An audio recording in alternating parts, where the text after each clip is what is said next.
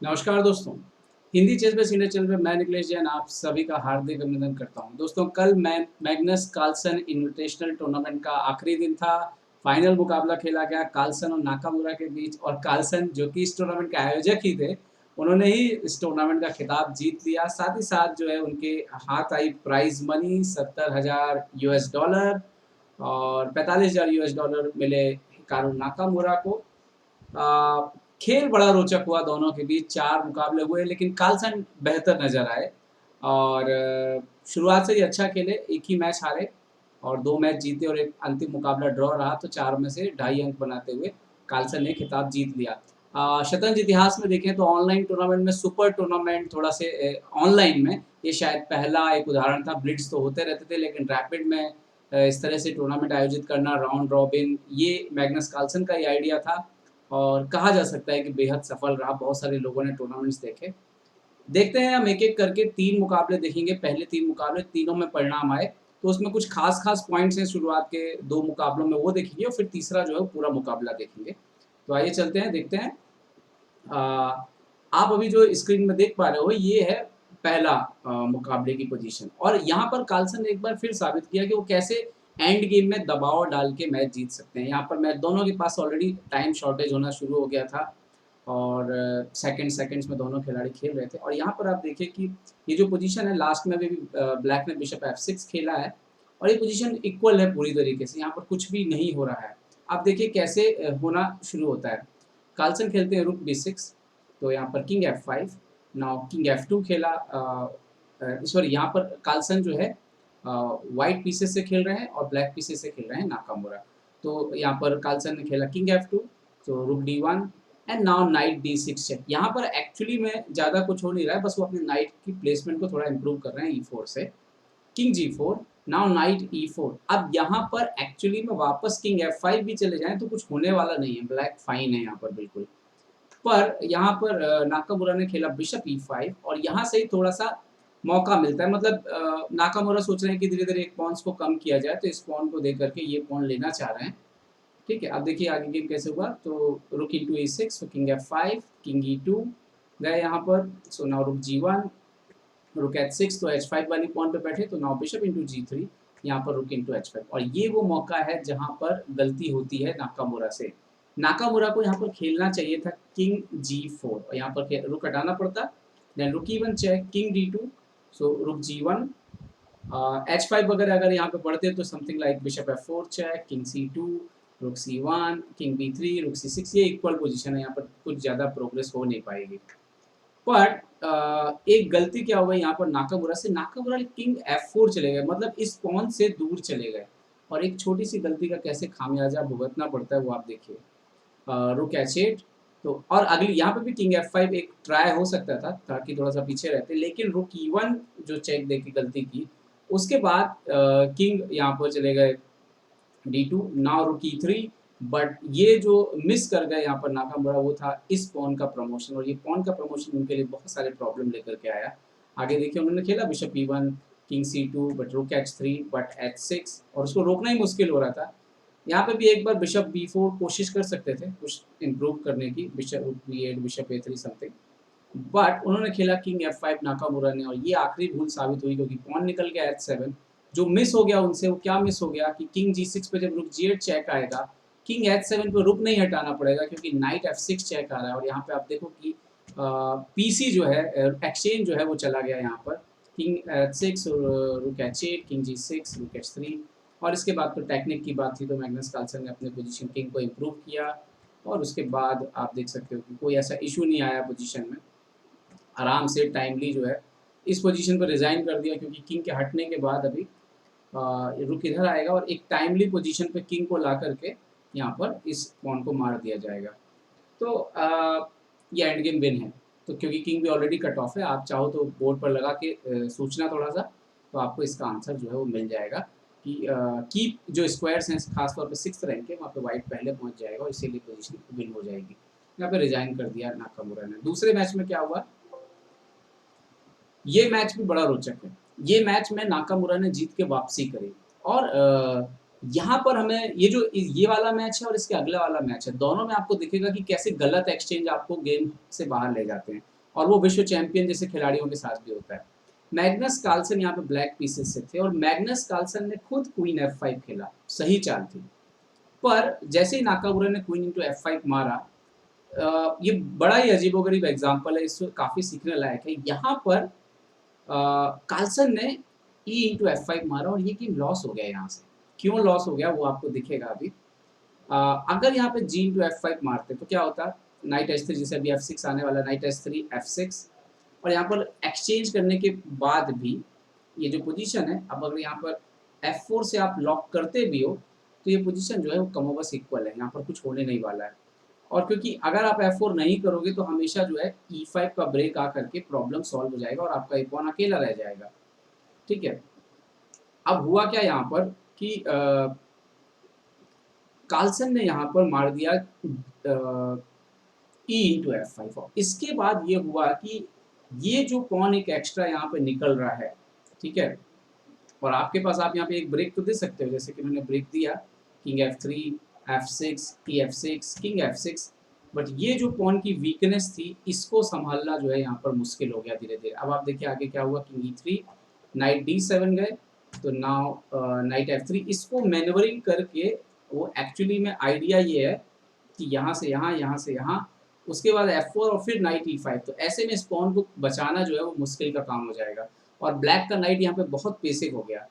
तो night F3, तो यहाँ पर खेला king E6, night E1, night B8 जो है वो आखिरी ब्लंडर है, किंग F6 फिर भी यहाँ पे काम चलता, F4 किंग E7 और ये गेम चलता है यहाँ पे फिर भी, बट उन्होंने खेला नाइट B8, सो नाइट D3 आने का मौका मिला, किंग F6, सो F4, तो नाकामुरा ने बड़े आराम से अपना प्लान पूरा अप्लाई किया और इस पोजीशन पे इन्होंने जो है आप कह सकते हैं नाइट F8 जो है पीछे जाना है, ये भी एक गलती थी।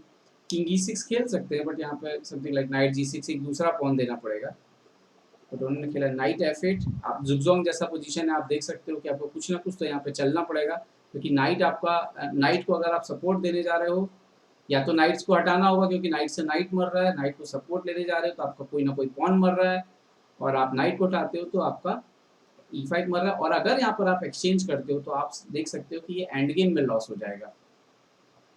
खैर, तो उन्होंने खेला night F8, so now night into C6, और यहाँ पर कार्लसन की ये जो पॉन है वो भारी पड़ गई। यहाँ पर आपको एक बात मैं बता दूं कि नाइट एंड गेम में जितने ज़्यादा आपके पास बोर्ड पर जाए, जैसे आप एक पॉन अप हो तो जितने ज़्यादा बोर्ड पर पॉन होंगे उतनी आपकी जीतने की संभावना ज़्यादा रहेगी। जैसे कि मान लीजिए कि यहाँ पर अभी 5 वर्सेस 4 है, तो वाइट की संभावना जीतने की बहुत ज़्यादा रहेगी। जैसे जैसे आप पॉन रिड्यूस करते जाओगे कि मान लो कि मेरे पास 4 बच्चे, आपके पास 3 बच्चे, यहाँ पर 3 बच्चे, 2 बच्चे, तो उतनी संभावना जो है जीतने की कम होती जाएगी। तो अभी यहाँ पर नाकामुरा को देखिए कितने अच्छे से कन्वर्ट करेंगे, night E5, king E7, king D3, धीरे धीरे अपने किंग को इम्प्रूव करके लाए, किंग C3, किंग C7, और यहाँ पर जो है मुकाबला अल्टीमेटली जो है पॉन और अप हो गया, यहाँ पर पॉन दी, बट यहाँ पर 2 पासर बहुत होते हैं और यहाँ पर रिजाइन कर दिया मैग्नस कार्लसन ने, तो इसके बाद स्कोर हो गया था 1-1। अब चलते हैं तीसरे मैच की तरफ, जो कि सबसे इंटरेस्टिंग मैच था जहाँ पर मैग्नस कार्लसन ने विन दर्ज की। यहाँ पर शुरू हुआ D4, night F6, C4, E6 और नाइट F3, D5, और यहाँ पर QGD खेला इस बार, knight C3, bishop E7, London system बहुत खेल रहे थे कार्लसन 3-4 दिनों से, bishop F4, castle E3, bishop F4 line Carlsen की काफ़ी जो है आप कह सकते हैं कि फेवरेट हो गई है इस समय QGD में। तो आप में से अगर कोई भी लोग सीखना चाहते हो ये लाइन, तो मुझे लगता है कि कार्लसन का ये जो बिशप F4 के गेम्स हैं आप लोगों को फॉलो करने चाहिए, उससे काफ़ी फ़ायदा मिलेगा। ओके, यहाँ पर नाइट BD7 वेरिएशन खेला हमने, कई बार यहाँ पर देखा है कि सेंटर से स्ट्राइक जरूर करता है ब्लैक, लेकिन नाइट BD7 आपको याद होगा कि नाकामुरा ने कार्लसन को एक जो मुकाबला हराया है इसी टूर्नामेंट में, वो इसी लाइन से हराया था, तो शायद इसीलिए उन्होंने चुना। हालांकि कार्लसन ने खेला बिशप E2, उस मैच में कार्लसन ने शायद C5 जो है वो आगे पुश कर दिया था बिशप E2 की जगह। खैर, तो bishop E2, D into C4 और कासल C5, सो D into C5, bishop into C5, bishop into C4, A6, ताकि आइडिया जो है आप देख सकते हो कि B5 किया जा सके। ठीक है, अब यहाँ पर मैग्नस कार्लसन खेलते हैं बहुत ही interesting move, knight G5। Okay, knight G5 देखने में ऐसा लगता है एक आइडिया कि नाइट E4 भी वापस आ सकते हैं यहाँ पर एक्सचेंज वगैरह के लिए, लेकिन कार्लसन की नज़र थी E6 के खाने पर। तो जैसे ही B5 खेला यहाँ पर नाकामुरा ने, तो कार्लसन ने खेला bishop into E6, F into E6, night E6। यहाँ पर जो अलग अलग लाइनें हैं, जैसे कि क्वीन E8 खेला गया इससे पहले, सो नाइट F8, सो बिशप F8, इस तरह से मैच खेला गया है और कई मुकाबले ड्रॉ भी रहे हैं। क्वीन E8 भी एक करके मैच खेला गया है। ये मुकाबला हुआ है दिमित्री एंद्रकिन और राडास्लाव के बीच, और ये मुकाबला भी ड्रॉ रहा था। इस तरह से मुकाबला चला था ये आगे। और यहाँ पर आप देख सकते हो कि रुक के बदले में 2 पीस है यहाँ पर ब्लैक के पास, तो अल्टीमेटली ये गेम दोनों के बीच ड्रॉ हो गया था। अब यहाँ पर क्या खेलते हैं, क्वीन E7 नाकामुरा ने खेला। ये नॉवेल्टी है, ये इससे पहले नहीं की गई। So knight into F8, queen into F8, knight E4, ये बहुत अच्छा मूव है। अब अगर आप कंपेयर करोगे आप पोजीशन को बोर्ड पर, तो आपको दिखेगा कि ये रुक अभी हैंगिंग है, ये नाइट बिशप भी थोड़ा सा आप कह सकते हो कि हैंगिंग है, क्योंकि सिर्फ क्वीन का सपोर्ट है और नाइट का। तो इनकी जो पोजीशन है, तो अभी ये जो नाइट E4 मूव है, आप नाइट इंटू E4 तो मार नहीं सकते सबसे पहली बात, क्योंकि क्वीन D5 आ रहा है, तो आपका रुक चला जाएगा। तो नाइट E4 ऑन एयर जो आप कह सकते हो बिना सपोर्ट के आता है, और वो आपको फोर्स कर रहा है कि कम से कम आपका एक बिशप जो है वो एक्सचेंज होने के लिए तैयार है। यहाँ पर बिशप B7 खेला Nakamura, so knight into C5, queen into C5, now rook C1, queen D5। अब इस पोजीशन को आप कंपेयर कर सकते हो। अभी तो पहले G2 पे मेट लगी हुई है। व्हाइट के पास ज़रूर जो है आप कह सकते हो कि 2 पॉन एक्स्ट्रा हैं, और रुक के बदले में 2 पीस ब्लैक के पास हैं। लेकिन कहीं न कहीं आप देखोगे तो व्हाइट पोजीशन में अच्छा दिख रहा है, सिर्फ अगर हम इनकी बात करें क्वीन और ये बिशप की, ठीक है? लेकिन ब्लैक के पीसेस के बीच में आपको कोऑर्डिनेशन की कमी साफ दिखेगी, अगर सिर्फ क्वीन और बिशप को छोड़ दें तो। यहाँ पर अगर क्वीन इंटू D5 खेलते तो अच्छा नहीं होता, क्योंकि बिशप D5, और उसके बाद अभी प्रॉब्लम क्या है कि A2 का पॉन अगर बचाने के लिए आपने B3 वगैरह खेला, तो अभी आगे क्या होगा, A5, A4, और यहाँ पर अगर ये जितने भी बोर्ड से पॉन जाएंगे उतना ब्लैक के लिए अच्छा होता जाएगा। तो ये व्हाइट के लिए अच्छा नहीं है इस तरह से खेलना। तो इसीलिए उन्होंने, कार्लसन ने पहले क्या खेला, F3 खेला और B2 का पॉन दे दिया। अब B2 के पॉन देने से अब आप देखिए, एक तो थ्रेट आ रही है, आप देखो ऊपर की रुक C7 जैसा मूव आने वाला है। खैर जो कार्लसन ने चाल सोची थी वो थी E4।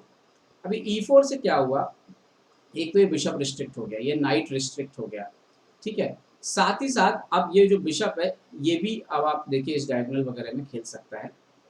साथ ही साथ इसमें जो एंड गेम में अब आगे का जो प्लान आने वाला है, उसमें अल्टीमेटली एंड गेम में ये जो 2 पॉन है, ये बहुत ही इम्पोर्टेंट रोल प्ले करेंगे पास्ट पॉन के तौर पर। ओके, अब यहाँ पर खेला नाइट F8, सो नाउ रुक F2, प्रोटेक्ट किया B2 को। ओके, तो आप यहाँ पे भी देख सकते हो कि आप इस तरह से जो है क्वीन B2 वगैरह खेलने का मतलब नहीं निकलेगा, क्योंकि रुक C7 के बाद स्थिति जो है वो खराब होने लग जाएगी। ओके, सो यहाँ पर उन्होंने खेला नाइट F8, रुक F2, रुक C8। अब जैसे कि मैंने पिछले गेम में आपको बताया था कि जब कार्लसन ने क्वीन F5 रखा था, वो क्वीन एक्सचेंज गलत एक्सचेंज हो गया था, G F5 से हमारा कितना फ़र्क पड़ा। साथ ही साथ जब इस तरह की पोजीशन बोर्ड पर आती हैं, जहाँ पर ख़ास तौर पर आपके पीसेस के बीच में कोऑर्डिनेशन का इशू है, और रुक जैसा एक पीस आपको ज़रूरत पड़ सकती है, क्योंकि व्हाइट के पास 2-2, 3-3 मेजर पीसेस हैं। तो यहाँ पर रुक जैसा मेजर पीस एक्सचेंज करना अच्छी बात नहीं, और यही नुकसान जो हुआ है, इसके बाद कार्लसन जो है गेम में पकड़ बनाते, नहीं तो इसके पहले तक पोजीशन जो है वो ठीक थी। यहाँ पर सही चाल आप कह सकते हैं, क्वीन E6 चुपचाप वापस जा सकते थे, और ब्लैक अभी फाइन है, अभी एकदम से कुछ होने नहीं जा रहा है यहाँ पर।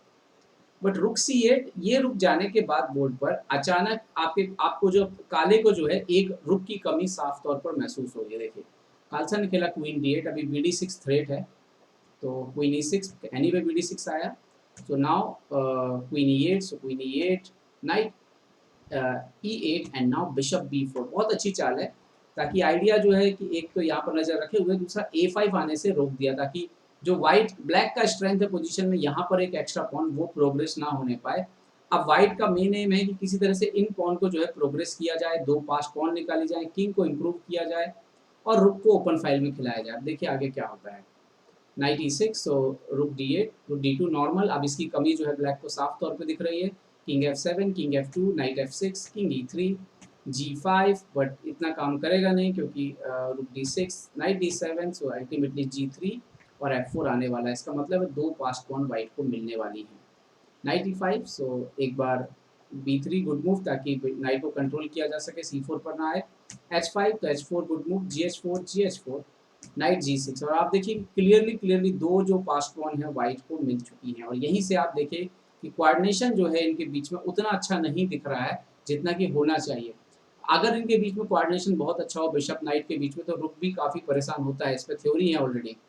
पर यहाँ पर कोऑर्डिनेशन काफ़ी कमज़ोर दिखता है। बिशप e1, तो कार्लसन ने यहाँ पर a5 खेला उन्होंने, तो कार्लसन ने खेला पहले रुक d5, बिशप a5 एक ब्लंडर है क्योंकि नाइट इंटू h4 मर जाएगा आपका, रुक d2 नाइट g6, तो यहाँ पर ब्लैक को कंपनसेशन मिल जाएगा अगर ये पास्ट पॉन निकल गई तो इसीलिए कार्लसन ने यहाँ पे सही चाल खेली, रुक d5, उन्होंने खेला a4, सो rook into h5, night ef4, सो रुक g5 एंड रुक b5 भी यहाँ पर गलत चाल होगी क्योंकि ये चेक के बाद किंग f2 नाइट e1, ये ब्लैक का पोजीशन जो है यहाँ पर अच्छा हो जाएगा।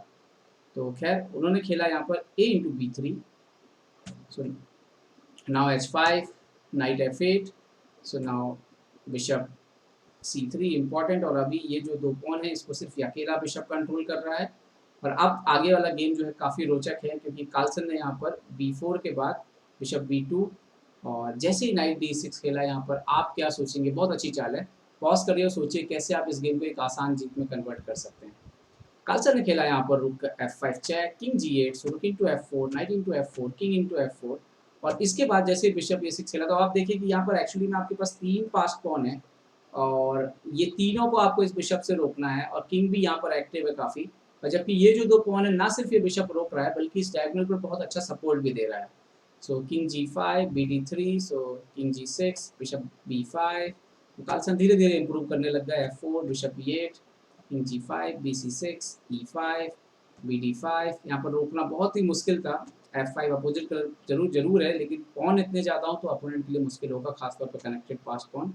किंग s7 तो e6, बिशप c4, सो किंग f6, उन्होंने खेला bishop e2, but after king e7 जो है यहाँ पर रिजाइन ही कर दिया क्योंकि ये जो पॉन है अब आप देखिए इसको रोकना जो है आपके लिए ऑलमोस्ट इम्पॉसिबल है, और इसीलिए ये मैच जो है मैग्नस कार्लसन जीत गया। इसके बाद का मुकाबला ड्रॉ रहा और इसके साथ ही मैग्नस कार्लसन 2.5 से फाइनल को जीत करके बन गए champion Magnus Carlsen invitational league के।